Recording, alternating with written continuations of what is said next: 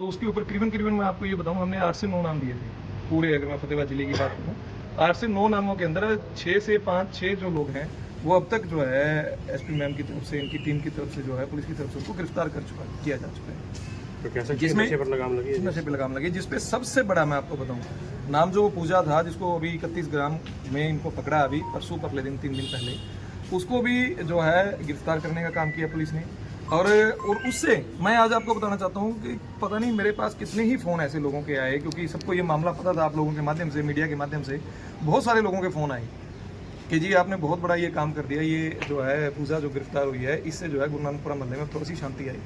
अब मैं ये बताऊं कि वो उसमें हमारा तो ये यहाँ तक था कि हम लोगों ने बताया, लेकिन उसमें सबसे बड़ा जो रोल था इनको गिरफ्तार करने, तो ये हमारी जो 2 देवियाँ, मैं देवियों की संज्ञान इनको दूंगा, फतेहाबाद के अंदर जो ये 2 देवियाँ आई हैं, क्योंकि राक्षसों से लड़ने का काम हमेशा देवियों ने, शक्तियों ने किया है, तो ये 2 देवियाँ ऐसी हमारे फतेहाबाद को मिली है। मैं फतेहाबाद की किस्मत मानता हूँ, मैं उस परमात्मा का धन्यवाद करता हूँ, हमारे सीएम साहब का धन्यवाद करता हूँ, और उनसे ये मांग भी करता हूँ कि इन दोनों देवियों को यहाँ पे वो रखें, ये रहें। और मैं आपको ये कहता हूँ कि अगर ये 1-2 साल यहाँ रहेगी तो भैया ये जो नशा है ना, ये बड़े बड़े जितने बड़े बड़े मगरमच्छ हैं, नाम तो हम बताते जाएंगे और गिरफ्तार ये करते जाएंगे। और मिलजुल के जब पब्लिक, मैं बार बार ये कहता था, पब्लिक, जनता, सरकार, प्रशासन, अधिकारी सब लोग मिलके इस नशे के खिलाफ लड़ाई लड़ेंगे, तब ये नशा मूल रूप से खत्म होगा। और उसमें जैसे मैंने आपको ये कहा कि अब सोशल मीडिया या media, print media, electronic media, आप लोगों का बहुत बड़ा योगदान रहा। अगर आप लोग नहीं दिखाते तो ये बातें ना पहुंचती ऊपर तक। सम्मानित करने पहुंचे थे आज हम इनको सम्मानित करने पहुंचे, इनका धन्यवाद करने पहुंचे थे।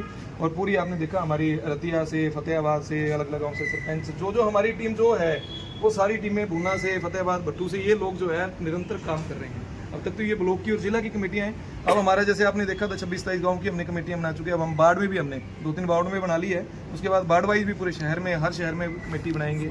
इस तरीके से हमारा ये है कि जब तक एक आम व्यक्ति, आम नागरिक इस लड़ाई के अंदर, इस जंग के अंदर नहीं खड़ा होगा, तब तक ये पार नहीं होगी। और दूसरा, मैं एक आप लोगों के माध्यम से हमारी जितनी महिला शक्ति है, मैं उस महिला शक्ति को एक निवेदन, नम्र निवेदन करना चाहूँगा, क्योंकि सबसे ज़्यादा जो परेशान है, सबसे ज़्यादा जो दुखी है, वो हमारी महिला है घरों के अंदर। क्योंकि अगर कोई शराब पी के, नशा करके कुछ भी आता, तो उसकी प्रताड़ना, उसकी झेलना जो पड़ता है, वो उस महिला को झेलना पड़ता है। और उस महिला के लिए मेरी तो हाथ जोड़ के यही विनती है कि वो महिलाएं ताकत होके, अपने आप को इकट्ठी होकर, संगठित होकर आगे आएँ और इस बुराई के खिलाफ खड़ी हों।